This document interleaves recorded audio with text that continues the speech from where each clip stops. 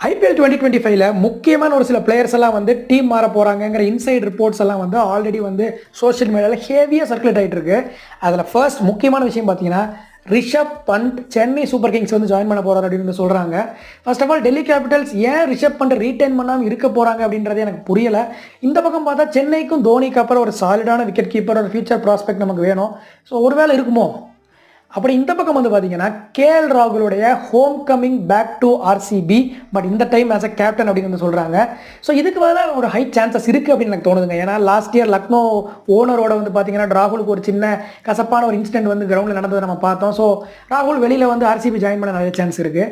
மூணாவது வந்து பார்த்தீங்கன்னா மும்பையுடைய அந்த சீனியர் இந்தியன் பிளேயர் கோரே உடைய போகுது அப்படின்னு வந்து சொல்கிறாங்க.